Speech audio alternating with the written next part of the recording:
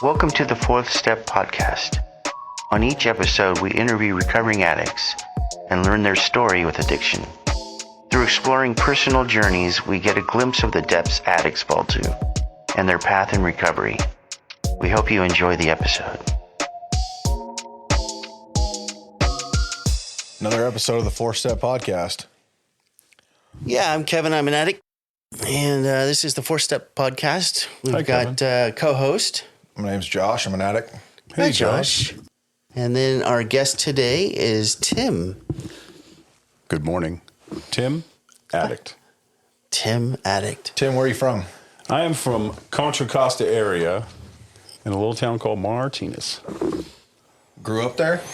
Grew up in Martinez. Born in Oakland and moved to Martinez when I was 2. Been there my whole life. Okay. No desire to leave. I mean, sometimes. If work didn't tie you there, would you stay? Yeah. Okay. Well, that's good. I mean, I love it's my hometown. Yeah. You know, I've got history there. I know a lot of people there. My whole family lives there. Did you start getting loaded there? Got loaded there. Got clean there. How did that start, getting loaded?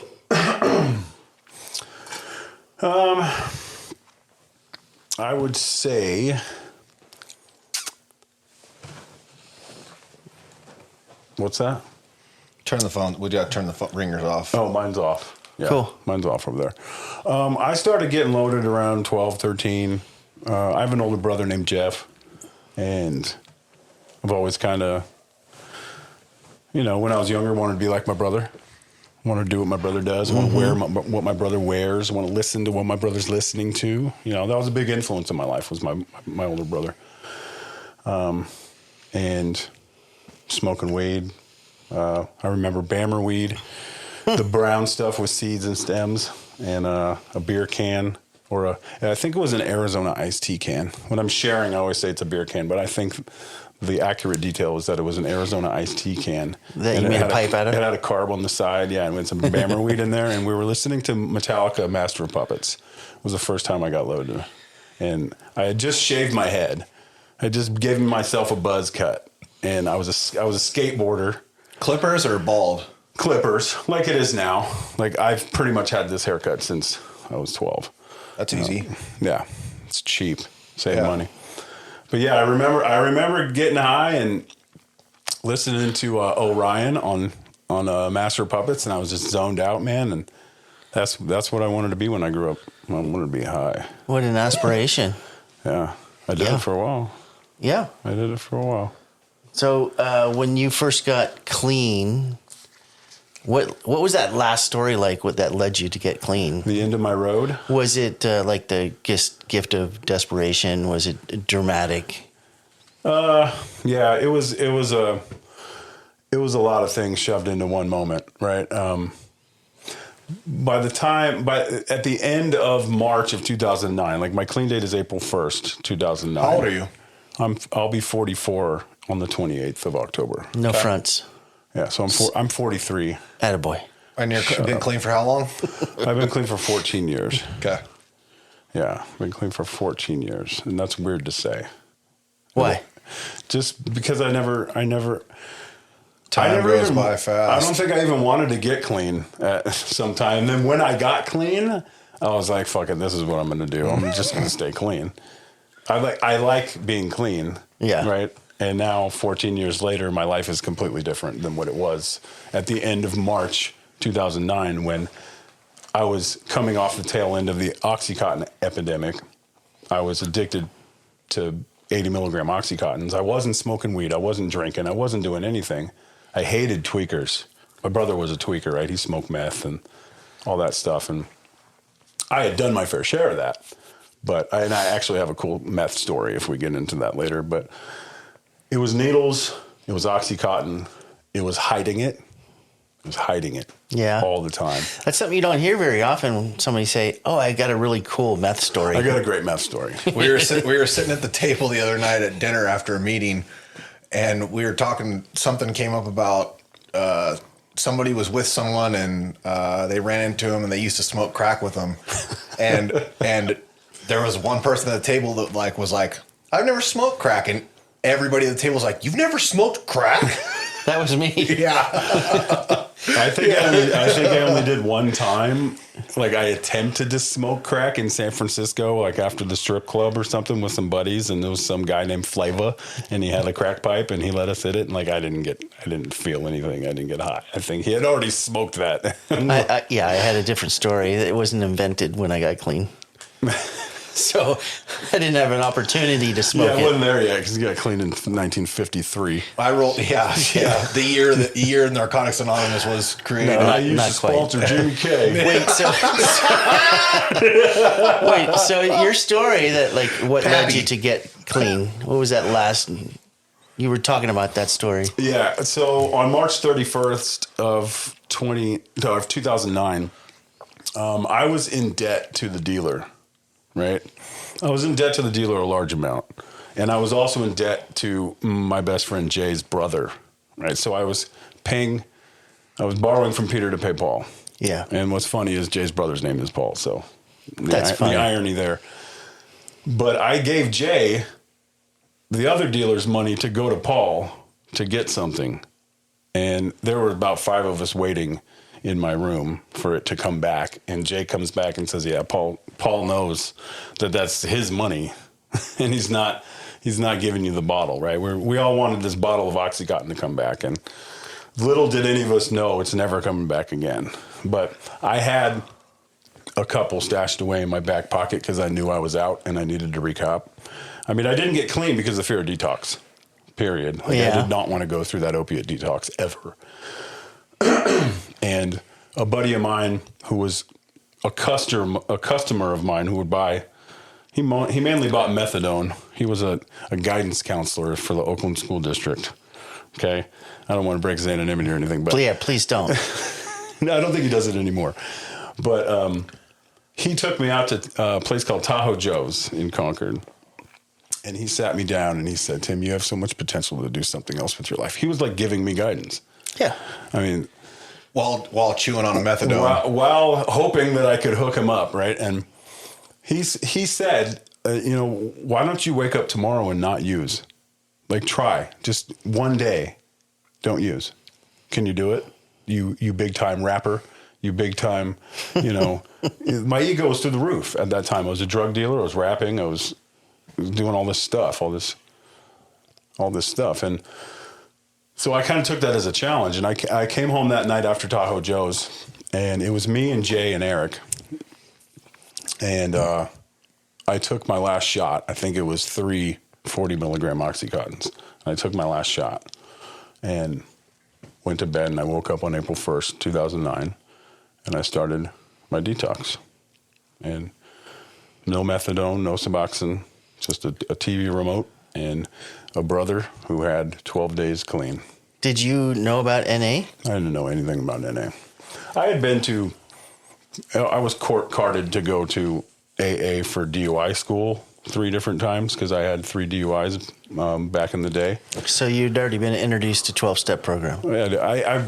I wouldn't even say the seed was planted, though. Like, I wasn't paying attention whatsoever. Yeah. I had no desire to stop using back then. Get the court card signed. So what I knew about NA was that my brother would walk the dog when he wasn't using. He would do the dishes. He didn't have anybody hiding in his bedroom. He didn't think Comcast was looking through his phone, things like that. But I was always getting high, and my brother would always relapse with me because I was still getting loaded. So he had tried for, I think it was 5 or 6 years before I got clean. He was trying to get clean. He was because he had a kid, and the courts were involved. CPS was involved, so he was instructed to get clean, and he never could. And then he brought me to my first meeting, and I stayed clean. And he kept getting loaded for 10 more years. But he's clean now. He's got almost 5 years clean now. Yeah. Yeah, which is absolutely phenomenal. Absolutely. And he's doing really good. That's cool. Yeah, but I'm grateful that my brother, my brother's struggle brought me to recovery. And I think there was a part of me deep down that, like, I wanted to get clean so I could help my brother, because I knew that I was such a factor in him not getting clean because we lived together. Yeah. And I was just using and using and using and selling and using and just caught him in that whole life. And it was really hard for him to be able to do his own thing, you know? Yeah. So as egoless as I can say, like I really wanted to help him get clean. So I thought I should get clean too. But I was totally sick of that lifestyle at the end. Like it was a 24-hour hustle to stay loaded and sell stuff so I didn't have to buy it myself. Whatever it takes to get you here. Yeah. Leading up to that shift, that that talk at Tahoe Joe's, what are some of the stuff? What's some of the stuff that like? I mean, this is the 4-step podcast, so the concept is to kind of touch on some of that content leading up to that day where you got clean. What are some things that stand out? Like maybe even like chronologically, like if you could go back, I know for me, I have like, this was fucked up. And then this was fucked up. Like standout things, experiences, things that you've been through. Well, yeah. Hey, tell us about that cool meth story. Sure. I mean, yeah, whatever. Just things that stand out really. Well, it was pretty good for a while. Right. It always is. I'm not the beginning. I'm not the guy that's going to say what's the saying? My best day using is better than my worst day clean. Like, I had some really good times using. That's why I kept using. Right. Duh. I'm going to give credit where credit is due. Drugs work. They do their job. The drugs didn't stop working for me. I stopped being able to get high. Right. I had a girlfriend and an apartment, and I was an iron worker in the union. And then I started shooting up what I was selling and kicked the girl out, sold the vehicles, couldn't pay the rent, moved back to mom's house. And I'm at mom's house with my pills and my guns. And one thing that really... There's a couple things that really made my heart drop into that desperation, right? Into that feeling of what am I doing? And I had a pistol underneath my pillow because when I was at the apartment, people would always try to rob me. Customers would try to rob me because it was just me living up there and I had all the dope. So they would constantly, the 3 or 4 times my apartment got broken into and they'd steal my fucking DVDs and my computer. And they'd try to look for the drugs that were always on me, right? So I had a pistol underneath my pillow, and I was babysitting my brother's kid, who was 4 or 5 at the time. I get up to go take a piss. He comes into the bathroom and points my gun at me. And I don't know if the safety was on or not or anything like that. So my heart fucking stopped. And I smacked the gun out of his hand and like grabbed him and like hugged him because once I smacked the gun out of his hand, it like flew onto the walkway or whatever. And he started crying like, and that really, I was like, what am I doing? I just had a child point a pistol at me. The pistol's not even mine. I like traded an Oxycontin for it or something, right? It's like, I don't even know what is on that pistol. I can't remember now if it was loaded or not. I don't know. But having a child point a weapon at you like that, knowing that you put the weapon there, because I'm in fear, I'm in denial, I'm trying to live this life and I'm trying to keep the party going, right? And then there was another instance down the road, probably a year later, when it's just worse and I'm just downstairs in the dungeon shooting up and recop, shoot up, recop, shoot up, recop, shoot up. People coming in and out of my mom's house because none of this was at my home. I'm in the parents' house and I'm gearing up. When you say dungeon, you mean like you had like a basement at the house? Yeah, we got like the house and we still live there. Like my wife and I live there now and my mom's upstairs and we're downstairs. So I was downstairs. It was like 1:00. I had just gotten back from the dealer and people were going to start coming over. 1 o'clock at night. No, in the afternoon. Okay. And I got a spoonful of dope, needles rigging up, belt on my arm, in my teeth. I'm about to find the vein, and then in comes the 5-year-old. Mm-hmm. And he just looks at me. And Same kid? Same kid. And he just looks right at me like, what are you doing? And I got so pissed. 5 years old, he doesn't really understand. Yeah, he didn't. I mean, He's getting a fucking fast track. I mean, the kid is 21 now and still lives with me. And he's a little stoner, and he's doing the best he can with the parents that he's had. And I try to be the best uncle I can to him, right? And I've made multiple amends to that kid. Yeah. And, not in high detail. I'll ask him, do you remember any of that stuff? And not really, right? But I do. Mm-hmm. I remember the impact it had on me. I remember how upset I got. And I'm not upset. That's what an amends is for, though. It's for you. It's for us. Right. And I'm not upset that he's seeing me. I'm upset that you're interrupting me. And I don't feel right doing this in front of you. And I spilled my spoon. And I got up and I screamed at him. And now I have another crying 5-year-old running upstairs, and I just shut the door and lock it and go back and lick my dope off of the linoleum. Sick. Just full on Gollum, my precious, leave me alone. Yeah. And I'm licking. So a normal Tuesday then. Wet Oxycontin. Yeah, a normal Tuesday. And then I lay there, and my high sucks because I'm so guilty now. I feel so much guilt and shame, like this poor kid. Yeah. Because of my actions, because I want to get high so bad. Guilt and Oh, shame. yeah, and probably some anger, too. You didn't get to shoot it. You had to eat it. Right, and I'm pissed. And then, I probably went and shot up another one. I don't know. And then check this out. Here's number 3. And I'll end with this one. Me and my buddy Jay, we're rigging up. This is probably another couple months later or something like that. This is a couple months before I got clean, and a couple months after all those incidents with the kid. Mm-hmm. And meanwhile, my brother's just smoking crank in his room the whole time. So this poor kid has lived on the other side of the door the majority of his life. Yeah. So it's been a huge impact on both of us, on what we do with our lives and how we treat other people and how we treat our children now. No kidding. But Jay and I are getting ready to rig up. Jay rigs up. I rig up. We're high as a kite. We're watching Pulp Fiction. I remember watching Pulp Fiction. And what's in the suitcase? it's the diamonds from Reservoir Dogs. Okay, go ahead. Okay. Rewatch it. I put the needle in the ashtray.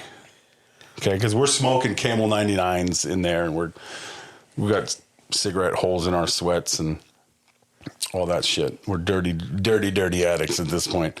And I rig up, I'm high as a kite, I put the needle down, and it goes into the ashtray. And then 20 minutes later, I noticed that there's still a little bit in that spoon, so I'm just gonna grab the rest real quick. I grab the needle out of the ashtray. Good job. And I pull it, I put it into my arm right here, and I pass out. Like I'm not overdosed, but I've taken a little too much. You're asleep. Right? I'm high as a kite. And I wake up a couple hours later, Jay's gone, and I have like a half a cantaloupe on my arm. Yeah. Yeah, you shot some cigarette ash into And I'm your like, vein. what the fuck is going on with my arm? And so I go down to the county hospital. Half a cantaloupe, like there's a large bulk, It had become an abscess. Yeah. Because it was already in this one spot. You see In a couple hours? You've seen Requiem of a Dream, right? Where he keeps shooting in the same spot and it scabs up. Yeah. It's disgusting. It's a very brutal depiction of where addiction can take you. What, was it a miss? Like you missed? No, I hit a vein, but I did it in the same spot. And I don't know, something was infected. Sure. Something started. Fuck, that's gnarly. A couple hours that big. Yeah, it got pretty bad. Wow. Cigarette ash might do that. Cigarette ash and whatever dirt, and I don't know. So I went to the hospital and they put me in a room with this other guy. Okay. And the doctor comes in, he says, you got a pretty bad thing going on in your arm, and it's obviously infected, and it's reacting, and it's filling up with pus, and like we're going to have to cut it open. But if it's in your blood and it's coursing towards your heart, like we might have to remove your arm. I don't know if he was trying to scare me, Sounds legit. but it did. Yeah. Right. I don't know if that's scientifically correct or medically correct, but that scared the shit out of me. I don't think he can lie to you. But here's the thing. The guy next to me, You might lose their arm. I might lose the arm. Okay. Yeah. I'm like, okay. The guy next to me, he was from Richmond, which is right outside of Martinez. And he had flesh-eating disease in his left bicep, and his right hamstring was gone. Muscling? Heroin. Yeah. So he had flesh-eating disease, and that's what he was in the hospital for, because it was starting in his forearm. And I didn't bring my Oxycontin to the hospital. And dude from Richmond's like, well, I got some heroin. Yeah. Fuck yeah, you do. Can I get some of that flesh-eating disease that you have? So I'm in the bathroom in my bathrobe with my IV, sniffing this guy's heroin Nice. with an abscess on my arm while he's got flesh. Like, it's obviously not very good heroin. Like, it's, you've got flesh-eating disease on. So my behavior, my carelessness of my own well-being was so prevalent in my life. And What's interesting about like stories like that is that today in recovery, there's a lot of emphasis about being in the moment, right? And Right. staying present, being in the moment. At those points in time in our addiction, when you're at that point in the bathroom with the IV, that's all you can think about is right then and there. That's the only you're in the moment I was moment. living in. There's nothing past this. no, it was all about getting high. Yeah. The ways and means to get more. The consequences. Use to live and live to use. It's the most complicated simple. It's such a weird thing. It's like only one thing matters, and it's so crazy, all the stuff that goes into making it happen. But it's really simple. Like, I just want this. Yeah. That's the only thing that matters. We become completely obsessed. Yeah. And that's coupled with the fear of the unknown, of not knowing how it's going to feel without it. Right? I'm the same way now, 14 years later, with my nicotine. I've never tried to quit nicotine. So it's like, I've noticed that. I have Zyn right here. I've got down to the 3 milligrams instead of 6. Do you smoke too? No, I quit smoking in 2011. That's good. But I switched to Copenhagen Wintergreen chewing tobacco, and I chewed that until my wife got pissed. Yeah. I stopped chewing maybe last year, and then we voted to not have flavored tobacco, so they don't sell that in California anymore. Mm-hmm. And they have these Zyn packs of nicotine, which don't contain tobacco or toxins, which is cool. So it just has nicotine. it's just nicotine. Yeah. And I can justify that, okay, I'm not going to get cancer now with just nicotine pouches, but I'm spending $13 every 2 days, which adds up to like $197 a month, something like that. So I guess we're I'm spending too much money on nicotine. Well, I promised my wife once I pass the bar exam that I will quit nicotine, and I've learned to keep my promises. yeah. So, and I want to quit. I have a desire to stop using nicotine. I'm tired of paying for it. It's very useless. It really, I only use it to take away the craving of wanting nicotine. So you're still feeding an addiction. Yeah. Oh, totally. Some people say that it gives them some kind of clarity and calm. You don't experience that? No, I do. Yeah, because when you don't have your nicotine, you experience unclarity and you're not calm. Yeah, that's just a because withdrawal symptom. That's just because of your nervous system is so used to receiving the nicotine at certain times, right? There's a clinical reason why we feel that way. But I've also, I just talked to a buddy who was vaping for a long time, and he's got like 5 days off vaping, and he's like, man, I feel so good. And I'm like, I'm so envious of you right now. Dude, go on a long run the day you quit. Oh yeah. Well, I Long mean, run. even this morning I went for a run and I shoved my mouth full of nicotine, and I'm running. Before you left? Well, yeah, I run with the nicotine. He's one I of used, us. I used to run. Fuck yeah. I used to run with Copenhagen wintergreen in my mouth. Nice. And I'd just be running the streets of San Francisco when I worked out there, and that's where I ran the majority of my running. I was just spitting all over the street. Good for you. About 20 years ago, I was still living in the Bay Area, and my wife and I and some friends, we got a cabin up in Tahoe, and it was Thanksgiving, and I ended up with pneumonia on Thanksgiving. Oh, that's the worst. Yeah, I'm in the hospital. I'm in the little gown. I've got the little, rolling IV, and I was still smoking. So I rolled outside the doors of the hospital to have a cigarette in my little nightgown, and I couldn't even breathe. And I'm trying to inhale a cigarette. Yeah. And my wife said that I was blue, not like pale, but I was blue.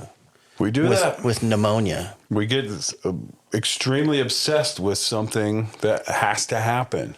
Yeah. And it can manifest itself in so many different areas. And luckily, over the years, I've allowed it to manifest in positive areas. Like I'm totally addicted to fitness.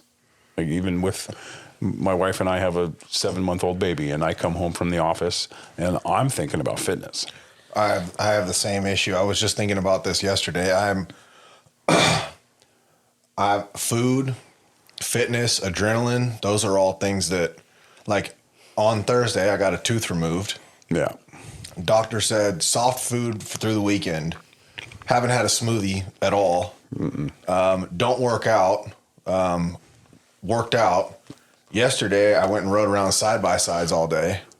And you're not supposed to be doing any of this stuff. None of it. It's hard, man. I struggle more with, we hear a lot of people about I struggle with going to the gym, right? I struggle with consistency in my fitness and my diet all the time. I can't go to a fucking meeting without hearing that. Mm-hmm. I struggle with taking a rest day. Me too. Balance. Isn't that what you always talk about? Yeah. Yeah. Balance. Like if I take 2 in a row, like I get Shit gets weird. I get squirrely. Yep. So, Right? what consequences from your past are you having to live with today? From my past of like my using. Yeah.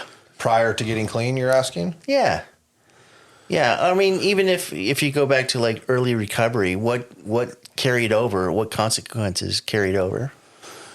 I'm honestly, I'm not going to say too many. Like I walked away pretty scot-free from my addiction, right? Like we just watched that Netflix show, Painkillers, which is about Purdue Haven't seen it. Pharmaceuticals, which is the company that created OxyContin. I'm familiar with it. Haven't watched it, though. Oh, yeah. Okay, and there's stories of people that are overdosing and dying by the hundreds of thousands, right? And they have all kinds of consequences if they lived. And they're on all kinds of medication and blah, blah, blah. And I walked away from that addiction with very minimal damage, right? I was definitely overweight. I was 325 pounds when I got clean.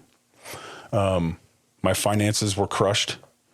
And I didn't have anything to show for myself. Like I didn't graduate high school. I graduated with a GED 7 years later from Marsh Creek Detention Facility.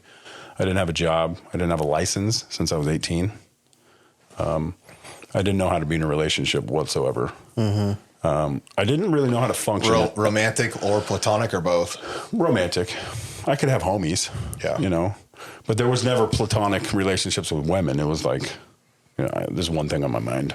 Right. So that sounds like quite a bit actually that carried over. Yeah, but I'm speaking in terms of like Hep C, Yeah. like what were some major consequences that I had? It was really living skills.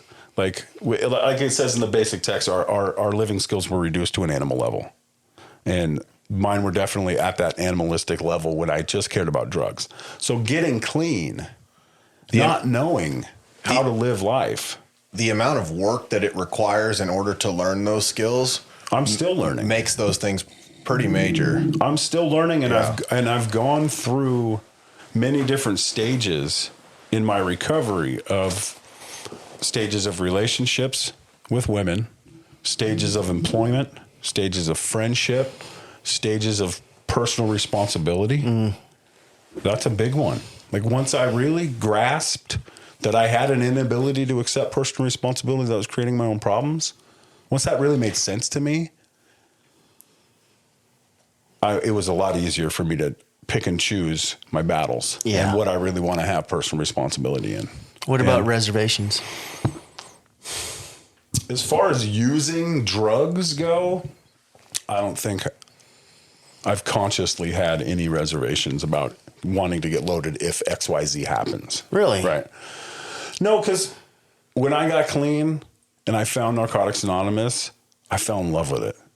And I have genuinely lived and enjoyed my life without the use of drugs. You don't remember back, like, ever when you were first getting clean, thinking, like, if I lose a parent, how am I ever? This is going to be. That's the key phrase we hear all the time, right? Like, well, if my mom dies, then I'm definitely going to get loaded. I never consciously thought that, right? I remember doing my step work with my sponsor at the time back then. Like, no, I wouldn't. I would be sad. I'd go to her funeral. Would I want to use? I can't say I would right now clean. Maybe if that happened. Yeah. I don't know how I would feel in that moment. That's interesting. Not many people don't come in without some reservation. Yeah, but that's just the using reservation. Yeah. Right. Like right now, I can tell you that I have a 7-month-old daughter. And if anything happened to her, it's not that I want to use. It's that I wouldn't want to live in a world where I don't have her. Yeah, I think the concept of reservations is a little bit weird. The way it's kind of prompted in the step work and everything is because like I didn't have reservations when I came here. There was no like, if this happens, I'm gonna choose to get loaded. But there are things that have happened along the way where I'm like, fuck, this could get me loaded. And like, but I can't, there wasn't like you can't necessarily Predetermined. see. Yeah. It's hard to see like. Sometimes those reservations are there that we don't even realize until they happen. That too. And like,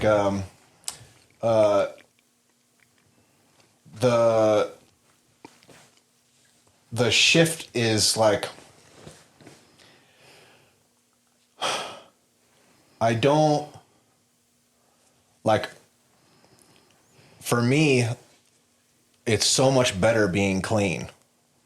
There's Quality of life. it's so much better. Yeah. Like there's nothing that like, for me personally, like I'm a drug addict. I am susceptible to choosing to get loaded at any given time. I could make one bad choice and it's all bad for me. As soon as I get loaded once and it's in my system, I'm liable to make horrible decisions one after another and end up in a really fucked up spot quickly. And I know that about myself. However, if I stay clean and I've been clean long enough and done enough work to know that like there's a good life here without drugs. Mm-hmm. And then looking at my using, having been like, there wasn't much lower. Like there's been points in my life where there's not much lower that I can go. Like there's the gap between life and death and the gap between like complete fucking demoralization and like normal. Like Normal as in just being clean. yeah, there's nothing There's no normal for us. There's nothing that I can fathom or think of where I'm like, that's worse than this. That's going to get me loaded. Especially after working some steps, right? Because that reservation question, I believe, is in step 1, right? Is there anything that could happen in your life down the road? Four step. Is it in the 4-step? Yeah. Okay. It's definitely in the 4-step. I think it shows up in a couple spots. Right. And we answer that on this pink cloud, if you will, the first time we go through the steps, right? Maybe sometimes people are just brutally honest, like, yeah, if my kid dies, I'm gonna get loaded. I understand that. Yeah. Right. But when I came in, I had nothing. That's true. And I was super excited to be clean. I was on this pink cloud. I was on fire. I was all over the place. I went to 4 meetings a day. I had a sponsor. I went to the convention in San Jose and I shaved NA in my hair and I had 10 days clean and I was the fucking president of this bitch. I loved NA. I read the basic text on my first night clean. I read the first book of the basic text because I couldn't sleep because I was detoxing off Oxycontin. And I was so excited, right? I was telling the guy from Tahoe Joe's like, dude, you got to come do this. I was telling my best friend Jay, who was still loaded after I got clean, like, you got to come try this. Did Tahoe Joe's guy get clean? Tahoe Joe's guy has been clean for 14 years. His clean date is April 11th. What? Wow, So that's he killer. talked you into it, and then you talked him into it. I got him to a meeting a couple days later, and Sick. Jay, my best friend Jay, who was sitting on the couch shooting up with me, Yeah. who has since moved to Texas with his wife and his 2 kids, has been clean for 14 years. That's pretty Wow. tight. That's a shift, His man. clean date is June 23rd. Tahoe Joe's had a little idea. And then Sparked a- and so every year on March 31st, Eric and I would go to Tahoe Joe's and eat and have a conversation. And then Tahoe Joe's closed because it was in Concord, across the street from Rasputin Records, and they closed down. Yeah. And That's kind of that cool. was a bummer. But we still talk. Like, I still talk to Jay all the time, and Eric and I text around our clean dates. That's cool. So it's had a huge impact, right? And now my brother's clean, and We So- call that the pebble in the pond effect. yeah, the ripple. Yeah. yeah, Which is cool. It definitely affects the people around us. attraction rather than promotion. Well, I was the same promoting the when shit we out were of it. getting. Yeah, I don't think that was. Yeah, I was definitely promoting the to those story guys. you were telling. I was like, oh, he was wearing his cape. Yeah, Right. good for you. You Yeah, so savior. it's pretty good. You're a savior. Don't even start. All right. We're not going down that hole. Oh no! All right, what Captain what, Save a Junkie. Save a junkie. Right. What resentment did you carry for a very long time that you've overcome today? My stepmom, Tell us about it. my father, and my stepmother. Yeah. Where did the resentment stem from?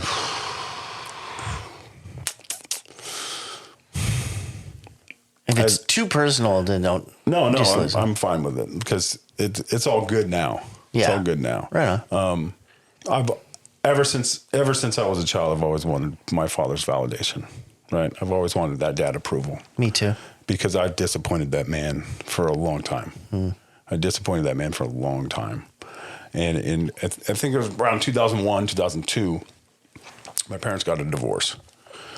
So I was 21, something like that, drinking at the bars I'm using all the time. My dad moves out. And the reason my parents got divorced is because my dad got caught cheating on my mom. And then he married that woman. So that was a good example to set for these kids. Right. Yeah. And so yeah, that was what integrity looked like for me. And so instead of, I didn't know how to function emotionally as a human being at that age. I was drinking, I was partying, I was rapping. It's about the homies, it's about the football games, it's about being cool. I didn't really feel any of that stuff. But I went to my dad's wedding, and participated in his new family, right? Begrudgingly, resentfully. And for some reason I resented her and, home wrecker, I had names for her. Yeah. Did she do something directly to you, or No. was that it? No, it's indirectly. It wasn't until I worked a 4-step. Okay. And I believe this came up on my first and second 4-step. Because my first round of steps, I had my dad on my amends list. First name. Followed by X amount of other names. I made all the other amends. I was terrified to make amends to my dad. Told my sponsor at the time that I did. Lied to him. Sure, I made it, sponsor. We're good. That's a lot of fear. Yeah. My dad's like Darth Vader to me. He's Yeah.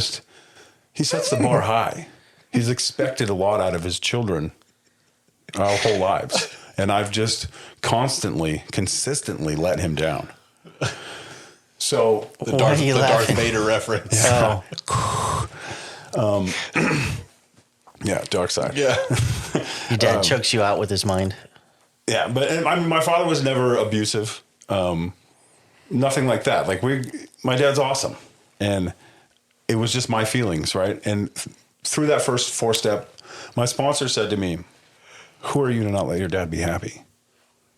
Like if he's happy doing that, then just let it be, and let him enjoy what he's doing. And why do you resent her? She was just the middle. She was the catalyst for ending something that obviously now in hindsight needed to be ended." Like I love my mom and my father equally, and I wish they were together, but that's not it. And we've all had relationships that didn't go on, but it hurts when that's your whole life, and they'd been married 32 years. So I carried this, this feeling towards her, and over the years, I've grown to accept their situation and be a part of it, right? And be a part of it. And in 2016, when I graduated college, my father was the one that was like, "What do you think about going to law school? And why don't you come work for me and take over my law firm?" Nice. Do you know how good that feels? Well, so how long ago was that turning point with the resentment for your stepmom? I think it was a couple of rounds of steps. I remember when I decided that I was going to go to law school, that I was going to give it a shot, right? Yeah. She was like, "I don't know, law school's hard. That's what your stepmom said? You think you can do it?" I don't know. She was probably the only person on earth that doubted me. But she knew I had been sniffing Oxycontin in her bathroom, right? Did that bother you? Oh, yeah. I get the same thing. It gave me the fire, though. I just needed that one. I can have 12 people that say, "You can do it. You can do it. You can do it. You can do it. You can do it." But there's that one person that says, "I don't think you can." Yeah. Then I want to prove them wrong. Yeah, or when you do start doing something, they're like, "Really? It's working?" Yeah. Like, fuck you, Yeah. dude. The way she said, like, "I don't know, that's pretty hard." Yeah. Like, all I heard was, "You're retarded. You're an idiot." It's the same thing when my wife will say stuff to me, and she'll just say no with a tone in her voice, and I'll think I'm the biggest idiot in the world. Yeah. And that's all internal child stuff that I've got from my father. And, I'm disappointed in you, Timothy. It's tough. It takes a toll on your psyche. So, but I'll tell you now, like, my pops is one of my biggest cheerleaders. Yeah. And I work for my father, and I work with my father, and I graduated law school. And the first thing he tells anybody about me is like, "Tim's waiting on his bar results, and he's going to take over my firm, and he's doing great." And Yeah. so I have this new relationship. You already took the bar? I've taken the bar 4 times. I hate the bar, if you want to talk about resentments. Okay, that's right. Hey, that's the follow-up question, right? Is there any others still active today, resentments? That one? Yeah. Oh, yeah. That would definitely be a current manifestation of a resentment for sure. Yeah. There's nothing from the past. I mean, my own behaviors from the past is what I'll, in hindsight, still resent. Like, why was I so stupid to do all that stuff? Why, especially when I see John Doe that I went to high school with at Home Depot. And he's just like, "Hey, man, what are you doing? How you doing?" "Yeah, I own a home in Lafayette, and I got 17 kids, and I started a company, and it's a millionaire." And I'm like, "Yeah, well, you didn't spend 12 years shooting up fucking Oxycontin in your basement, so you got a head start, right?" And I beat myself Turn up. it into a competition immediately. Exactly. You know how it is. And so comparison is the thief of joy. Okay. And then I compare my situation to his, and I'm almost 44, and I'm still trying to get my golden ticket to go carry on with my career. And I feel like, God, you're such an idiot. Why did you waste all that time? You still feel that way? Sometimes. Yeah. To be honest, sometimes, man. And it takes some serious meditation and gratitude list, the bullet point highlight reel, right? Because just because on the surface he has material things that I still desire, doesn't mean that he's spiritually, mentally, and physically well. Yeah, it's so relative. Like It's very relative. the experiences. I'm a firm believer in the experiences that we as addicts go through. They mold and create a type of person mentally, physically, and spiritually, especially after doing some work that is exactly. so much more in tune or adept to like face life Yeah. in a way that people that haven't experienced those things, that they just can't understand. Right. So I have to think of the things that I've been through that really boost my morale back up, boost my stock in Tim. Right. I think of my running. I think of my $100,000 pieces of paper that I've studied my butt off to get and put on my wall. Right. I think of the 14 years I've been clean. I think of the 11 years I've had with my wife that have been amazing. I think of. Has it been 11 already? Yeah. Holy crap. I mean, I met 2012. Jesus. We met 2011, but then we got together in 2012. Yeah. And we've been together ever since. I think we should touch on that bar real quick. Yeah. So as for resentments today, I mean, as you and I have talked previously, I have a spiritual thing that I'm working out right now. Like I've made this spiritual shift from something that I did believe in for a long time and a practice that I did have. I remember we were Are talking you about referring that. to your higher power? Yeah. Yeah. Are you open to sharing that shift? Totally. Okay. Totally. And I don't want to.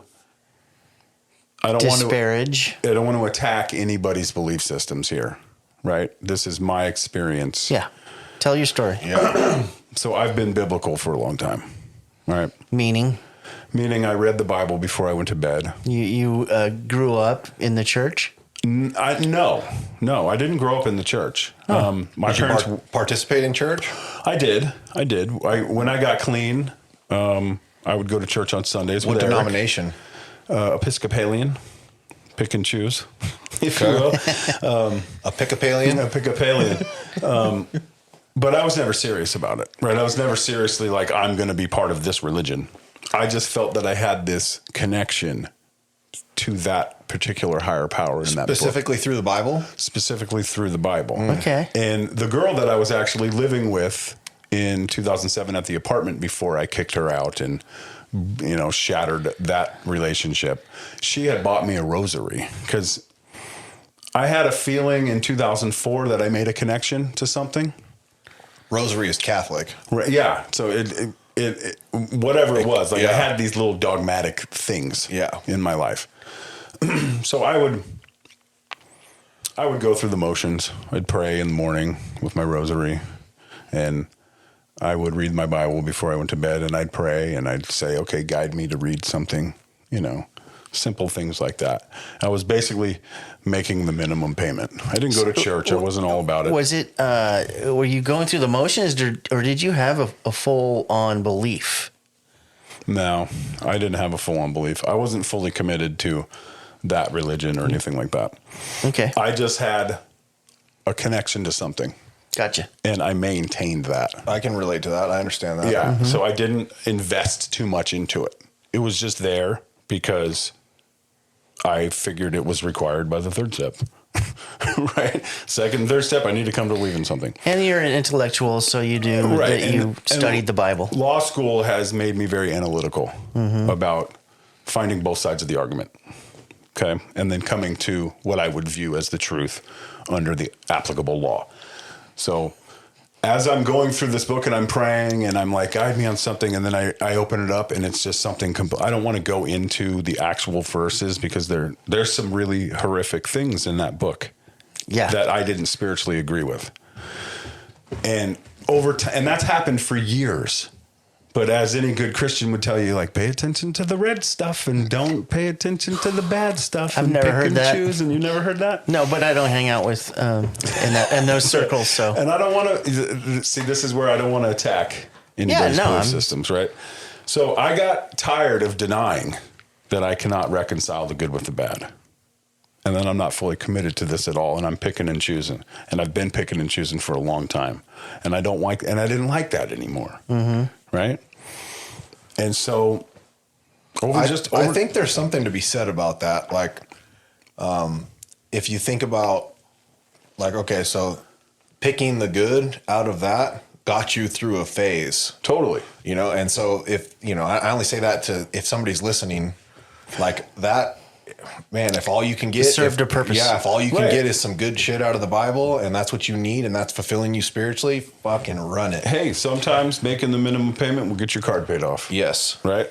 So I was making the minimum payment. And just where I'm at now in my life, I want something deeper and more meaningful. And I couldn't reconcile in my spirit with what's going on there. And then I had watched some other videos of some people deconstructing their faith and coming to believe in something else. And I just started step 2. And my daughter is such a huge impact on my life right now, right? And I want to be able to teach her a better way than what I was taught and what I've been doing. And so I just started paying attention to Buddhism a lot more because there's no deity there, and I can align with a lot of those practices, which are very similar to the practices of the 12 steps and what we do in NA and how we share and things like that. And instead of praying and meditating, or instead of praying and asking, I'm meditating and receiving. My question to that would be, are you participating in Buddhism to the same level that you were participating in Christianity, or are you actually following through with the full practice of Buddhism? I'm on the journey to following through with the full practice of Buddhism. Yeah, we talked about that. Yeah. It's not the same kind of commitment. The commitment is different. No, and that's like the whole point, right? I wanted to dive into something that I can really align my spirit with, and it's my spirit that's guiding me to it, right? So, but I'm also making this analytical, logical decision because I can't logically give you an argument that any of those religious gods exist. I've got somebody I'd like to give you a contact for after we get done.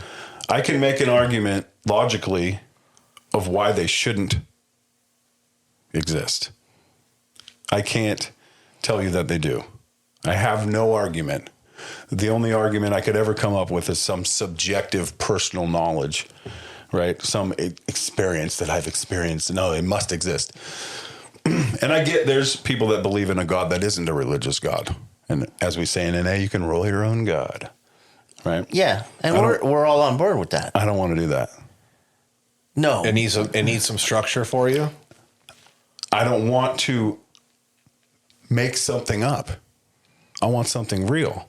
Okay. I'm tired of make your own fictional thing up. Mm-hmm. Right? I want something real that's going to work for me. And I guess that's what I love about the program is that you get to do that. Totally. Everybody, and again, I don't want to attack anyone's belief or take that away from anybody. Like, I love that we have that freedom, but I also have the freedom to not want to do that. No, Right? Absolutely, yeah. Right? I don't want to think, I want to give credit where credit is due. Like, I can just logically, within astrophysics, tell you that the universe just created itself. Like, why do we have to go beyond that? But that's and that's a personal belief, and then we have, we do have people. It's supported by facts. It's supported by science. Okay, before we go too far here, right? Yeah, let's pull it back. Let's pull it back, Tim. And all I'm saying is, the argument for God is not supported by facts. Put the lawyer away for a second.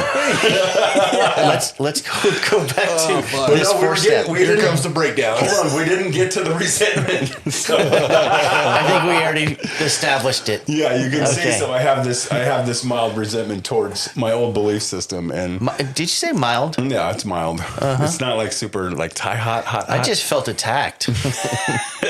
It's a trip. Okay, I'm going through a shift right now. Like, you got to allow me my process. But I think during the transition and stepping into something new, I imagine you probably have to find a firm stance internally with yourself and even externally. If you start to feel questioning, like, hold on, this is what I'm doing. That's the number one question. Well, why?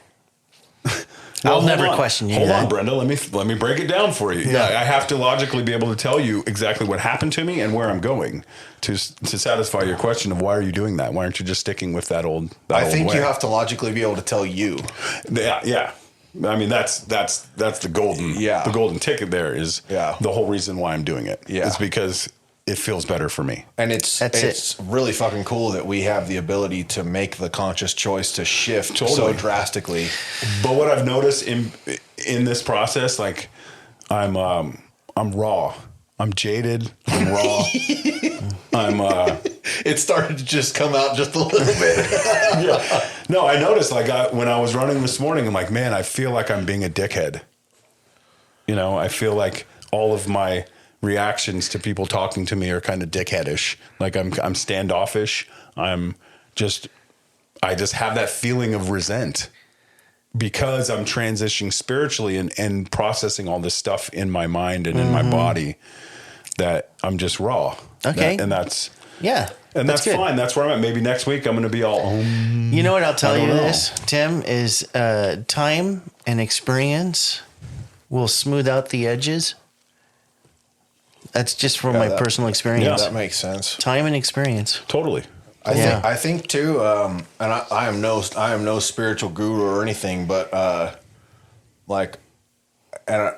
don't take this as me trying to tell you anything, but something that comes up for me when you're talking about all that is don't let the attachment and the stance that you have to that shift that you're making stop you spiritually from shifting again should you need to. Right. There's the other thing, right? There's the flip side is this may happen again down the line. Yeah, exactly. Yeah. Right. Because that belief has been there, I think, until my friend died in 2017. And that's when I really had this whole life shift of going to law school, running, losing weight, marrying my wife, wanting to have a kid, wanting to like really do better in my life.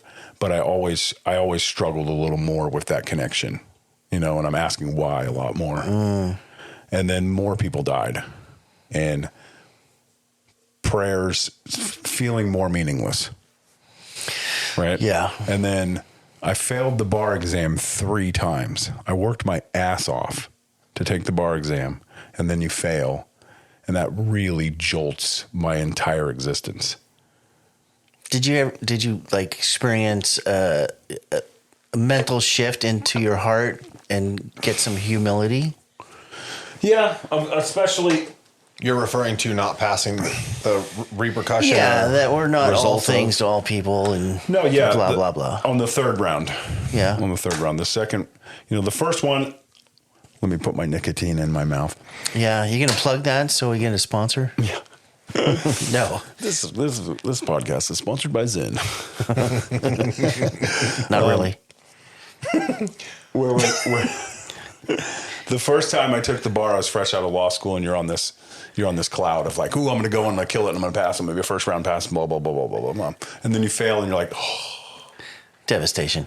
Yeah, but barely anybody passes their first round unless you went to Harvard or Stanford and you come out with, you're top of your class. I was top of the class at a cut rate law school. I didn't go to an upper echelon, Ivy League or anything like that. I went to a law school where you can go when you're 40. Okay. No, the law school had ivy growing outside Right. the door. And I did well. I got some awards and I graduated top of my class. So I did have an expectation on myself. And I failed. And that hurt. But I bounced back, not humbly. I bounced back with ego. Like, okay, well, I'm going to just kick your ass even better. And I failed again. I got the same exact score. The needle didn't move. And so every time you take it, it sets you back 6 months. You can only take it twice a year. And you have to wait 4 months for your results. So I'm still waiting for my 4th round results, which come out on November 9th. Third round I took it, I got a tutor. So I did humble myself a little bit to get a teacher. Okay. And I used a different program. And I thought I killed that thing. And I hoped that it did. I had more of this better outlook, but I also had a resentful mindset. I went in there like, fuck this place, fuck these bar examiners. Why don't, me, why don't you let me through? I failed by less than 1%. So that's pretty close. It hurt. But And at that time, did you think they saw that it was 0.1%, they could have just flicked it over, right? coulda, shoulda, woulda. Yeah. So I humbled myself a little more, and I got a new tutor. and I kept what was working for me, and I got rid of what wasn't, and I changed my mindset. And I went back into that exam, and I was treating it more like a game that I needed to win, and I needed to have a much better outlook on what I was doing and why I was there, and more gratitude and more humility. And if they could throw me a couple topics that I know I could hit, would be great. So you talk about humility. This is great because these are spiritual principles that you get to recognize in your daily life, right? Totally. Humility is perfect. I like that story about law school and your journey there. Going back to the 4-step. Yeah, we've been floating away a lot. Yeah, it's quite all right, Well, man. that's okay. This is what this is where your life can go in. I in like recovery. the free form Yeah. conversation. That's the best to me. It's good that he keeps us on track because we'll just fucking Do you like timers in meetings? Timers, Yeah. Do you they like happen. when the timer goes off? I don't have opinions. They just happen. I If the can't group stand it. conscience I hate votes it timers. in, then that's what we're gonna do. And I get that. So that's God telling us to have a timer. Hey, okay, so we have kids, right? And Yes. And you briefly mentioned, but not specifically said, that you're breaking the cycle or breaking the chains that have the chains of our childhood as we were raised. Were you ever abused? Was there any abuse when you were a kid? No. Like the parents were perfect and I mean, not perfect. I mean, my father's been an attorney my whole life, and my mom's a hippie. Okay, my mom's an artist hippie, and they're exact opposites. And they got married in the 70s and had 3 kids. And as far as I remember, we've lived in the house in Martinez, and our childhoods were relatively good. I had my dad and my mom, and I went to school, and I had a bike, and I played basketball, and I had friends, and I had an older brother, and I had a little sister, and things were fine. I wasn't the best at school. Pops would get upset about my homework and how I sucked at math or something like that. But then once my brother started getting into drugs, and then I started following my brother's footsteps, that's when the dynamic changed. And it's nothing against my father. It's all my own behavior, looking back, right? It's all my own behavior. And maybe that could have been disciplined better. Maybe that could have been corrected by my parents. Like my mom, bless her soul, smokes weed and still smokes weed and is just this little hippie old lady.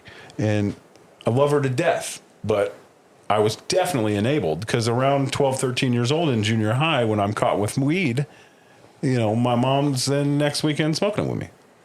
yeah. Well, I mean, abuse is not just physically getting hit. I was never hit or beat up or choked out. Yeah. Or even. I mean, I've been screamed at. I've been chewed out plenty of times, but There's also neglect or codependency. yeah. Yeah, my mom's very codependent. Still is.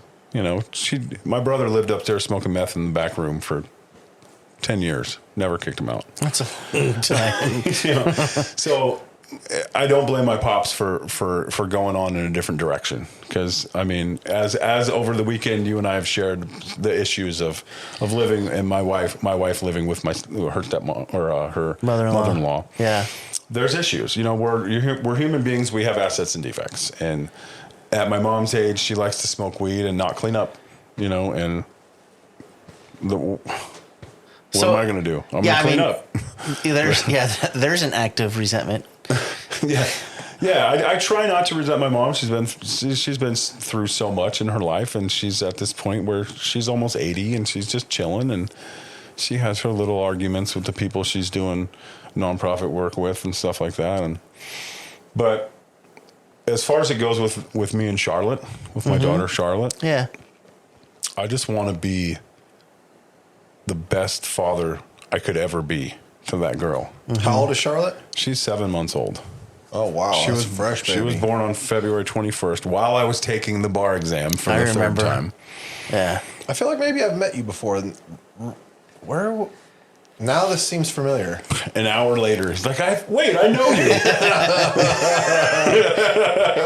No, you know what? So abuse wasn't a thing. I share here and there, and that's usually part of my story. Like, if I'm sharing a meeting, I'm going to talk about my friend Trey dying, and I'm going to talk about my daughter being born. But you have had to have heard me somewhere in the last 7 months. No, I don't think so. And I haven't gone a lot because I've been going to. My daughter was in the NICU because she was born early. She was in the NICU for 3.5 months. Look, we have a new person here. This is our guest host. Okay, let's start over. Yeah. Let's do it all over again. All right. No. So point that right out there. I got it. There we Cool. go. Awesome. So, Jen, introduce yourself.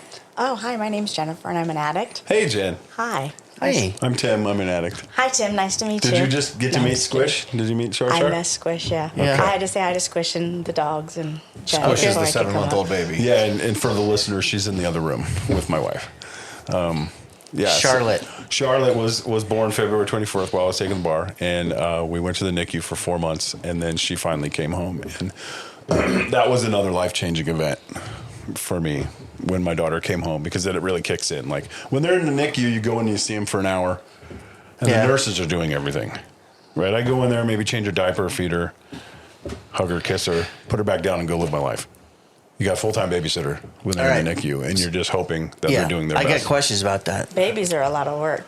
Yeah, now that she's home and we're full-time parents, it's totally a lot of work, and it shifts my schedule. It shifts my priorities. It makes me think about me, I less. Yeah, let's get back to the NICU. Okay. So, the fear. So I know there was a lot of fear in there at some kinds. How did it affect you? How did it affect you and your wife? What was that dynamic? And just so if people recognize Jennifer's voice, she's a previous guest on this podcast. I am. She's just welcome sitting back. in. Well, thanks. That's rad. Yeah. I came back from the bar exam, and I met my daughter for the first time, and she grabbed my finger, and she was 2 pounds. She was the size of a Beanie Baby. She was really small. So I'm assuming this is very premature birth. Is that She was what born at happened? 26 weeks, so Okay. just over the cusp of the gray area, right? If you're born around 24, 25, that's not looking good. So she just made it. She just made it in there. And at the time, I think we were just so grateful that she was here and that she's doing good, that it didn't really affect us that much. We went about our lives. We went to meetings. I go on my runs. We watched movies. We went to the movies. We were living our lives. It wasn't But like she was in the NICU the whole time. she was in the NICU. But we went over there every day. Sometimes Amy'd go multiple times a day. I'd go before work and after work. Sometimes we'd just go spend Friday night with her. So the fear. But yeah, while she was in the NICU, she was on a CPAP breathing machine, and she would stop breathing 10, 20 times a day, and we'd bring her back, right? And that was just normal for us at that time. Like, oh, her stat went down to 0. That means she's not alive.